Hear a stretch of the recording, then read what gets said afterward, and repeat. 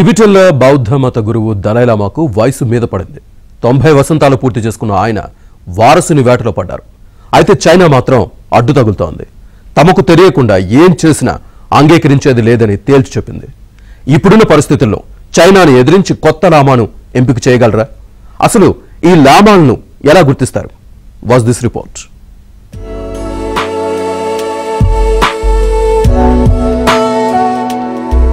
తాను మరణించిన టిబెట్ కు తిరుగులేదని కొత్త గురువు వస్తారని ప్రకటించారు 14వ ప్రపంచ బౌద్ధ మత గురువు దలైలామా. తన వారసుని గుర్తించే ప్రక్రియ పూర్తిగా గార్డెన్ ఫోర్డ్రాంగ్ ఫౌండేషన్ చూసుకుంటుందని, ఈ విషయంలో జోక్యం చేసుకునే హక్కు ఎవరికీ లేదని తేల్చి చెప్పారు. గార్డెన్ ఫోర్డ్రాంగ్ ఫౌండేషన్ ధర్మశాలలో ఉంటే ఎన్జీఓ టిబెటన్ బుద్ధిజం సంస్కృతిని ప్రోత్సహిస్తోంది. ఈ ట్రస్ట్ ను 2015లో దలైలామా స్థాపించారు.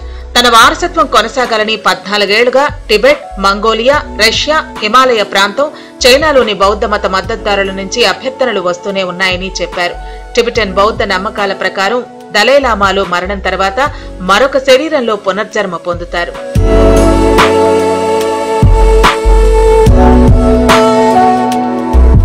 హిందువులు, జైనుల మాదిరిగానే బౌద్ధులు కూడా మనిషి చనిపోయాక మళ్లీ పుడతారని, పునర్జన్మ ఉందని నమ్ముతారు. టిబెటన్ బౌద్ధ మత విశ్వాసాల ప్రకారం గొప్ప ఆధ్యాత్మిక శక్తి ఉన్న వ్యక్తులు ఎప్పుడు ఎక్కడ పునర్జన్మ పొందాలో వారే ఎంచుకుంటారు. 2 సంవత్సరాల వయసులోనే లామోను 13వ దలైలామా పునర్జన్మగా గుర్తించారు. ఒకే ఆత్మ మళ్లీ పుడుతుందనేది వీరి నమ్మకం. 1391 నుంచి ఈ లామాల సంస్కృతి ఉంది. దలైలామా ఎంపిక చాలా సుదీర్ఘమైన, కష్టతరమైన ప్రక్రియ.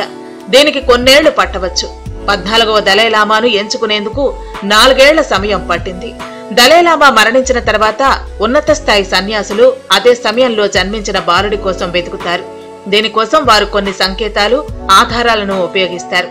ఎవరైనా సన్యాసికి బాలుడు గుర్తింపుపై కల రావచ్చు. దలైలామా అంత్యక్రియల నుంచి వెళ్లే పొగ దిశను కూడా ఒక ఆధారంగా తీసుకుంటారు.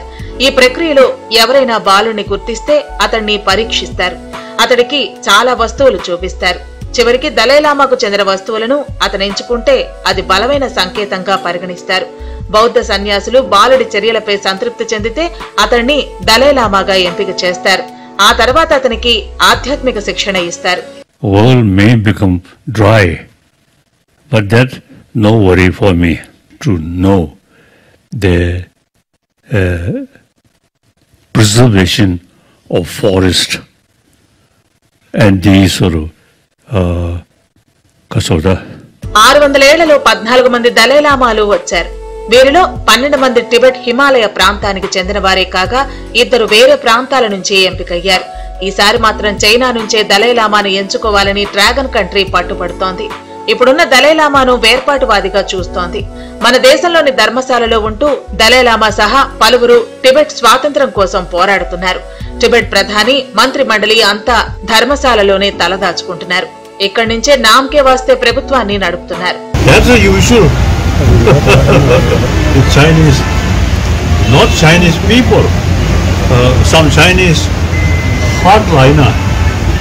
They consider me splittist and reactionary. So always criticize me. But now more and more Chinese now realize Dalai Lama not taking independence. But within China, it's meaningful autonomy.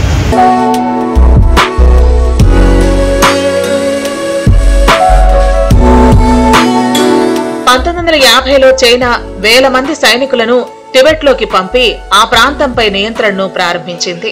1959లో టిబెటన్లు చైనాకు వ్యతిరేకంగా తిరుగుబాటు చేసి విఫలమయ్యారు.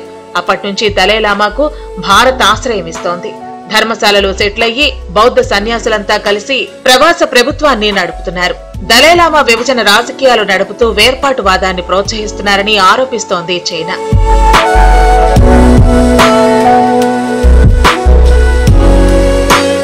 అందుకే 15వ దలైలామాను, పంచన్లామాను ఇకపై తామే ఎంపిక చేస్తామంటోంది చైనా. అయితే చైనా జోక్యాన్ని ఏమాత్రం అంగీకరించబోమని తేల్చి చెప్పింది ధర్మశాలలోని టిబెట్ ప్రభుత్వం. ప్రపంచవ్యాప్తంగా ఉన్న బౌద్ధులు సైతం మత విషయాల్లో చైనా రాజకీయాలు చేయటం మానుకోవాలంటున్నారు. మన దేశం సైతం వారసుడిని ఎంపిక చేసుకునే అధికారం, హక్కు దలైలామాకే ఉందని, చైనాకు కాదని స్పష్టం చేసింది.